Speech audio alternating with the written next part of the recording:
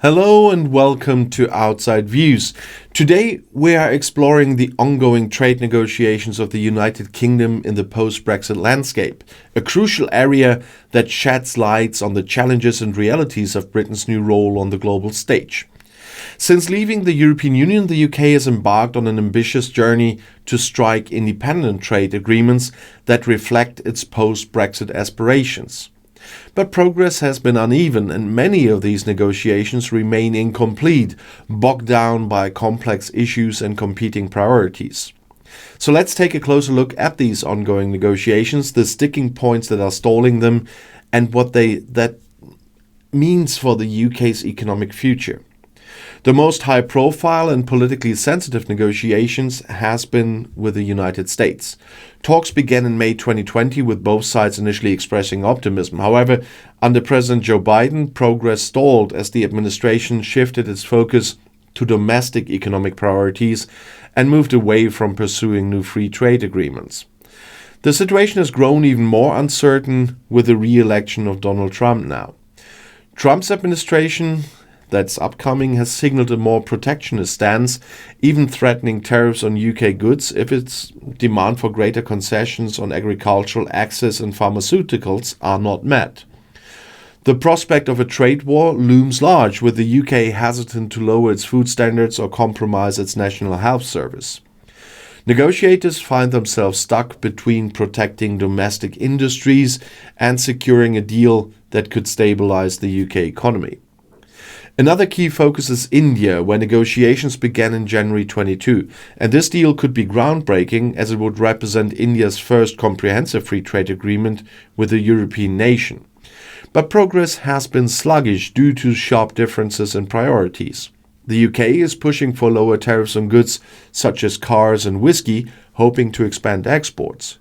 India, on the other hand, demands easier visa access for its workers and students to enter the UK, a politically sensitive issue given the UK's domestic stance on immigration. Further complicating matters is India's protectionist approach to its own industries, which makes it reluctant to open up its markets fully. And despite multiple rounds of negotiations, an agreement remains elusive. The UK has also been negotiating with the Gulf Cooperation Council, that's a bloc that includes Saudi Arabia, the United Arab Emirates and Qatar. And these talks aim to enhance trade in goods and services, especially in areas like finance, education and healthcare. However, the negotiations have been slowed by ethical concerns, particularly around human rights issues in some of those countries. Balancing economic interests with moral considerations has left the UK government in a tricky position, with no clear path to a finalised agreement. The UK's trade relationship with Canada has also hit a roadblock.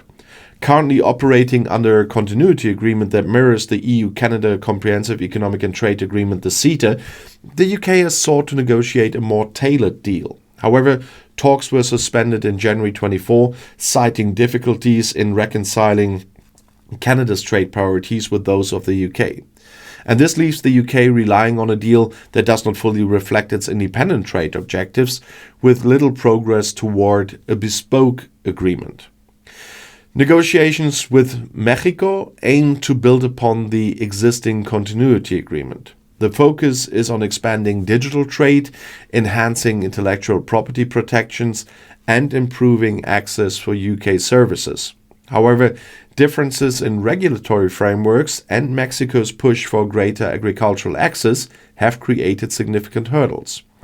As a result, progress has been slower than anticipated, with no agreement in sight.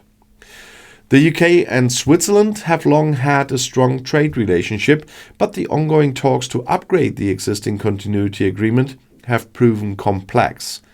The focus has been on services, particularly financial services, which are critical to both economies. However, regulatory alignment and mutual recognition of standards have been sticking points.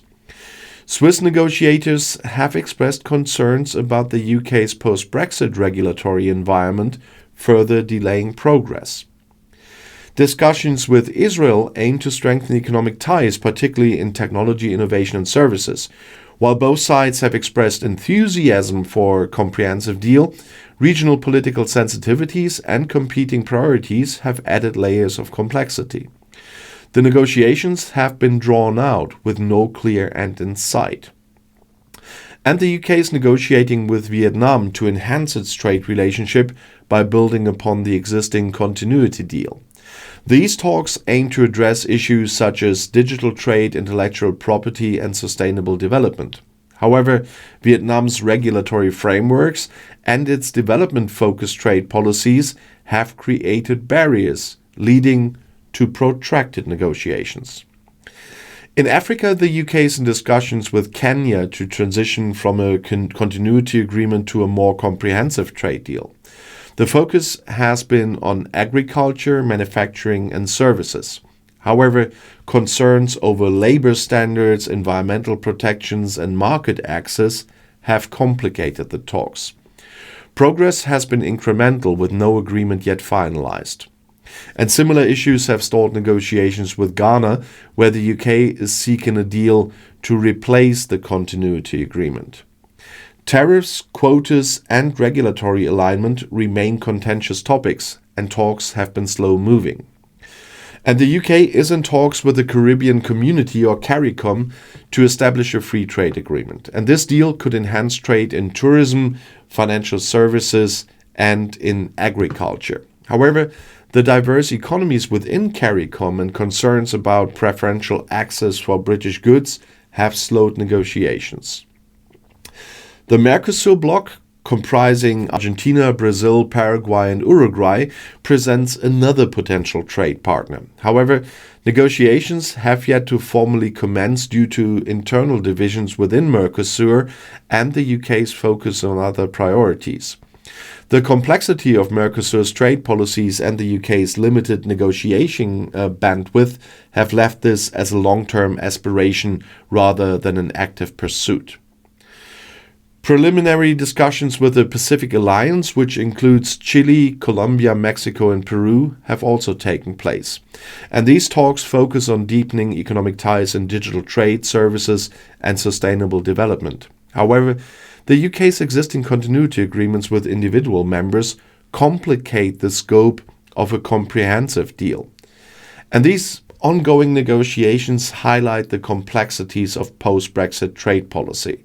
For many countries, the UK simply doesn't carry the same economic weight it once had as part of the EU. Negotiating as a single nation means less leverage, fewer concessions, and slower progress. Additionally, domestic politics and competing international priorities often clash, making it even harder to secure deals that deliver meaningful economic benefits. The promise of a global Britain has yet to materialize in a way that offsets the loss of frictionless trade with the EU. We all know that but still, thank you for watching Outside Views again, so stay tuned for more insights into the realities of Brexit and its impact on the UK's place in the world. And if you want to see another video, the next one is right here in the end screen.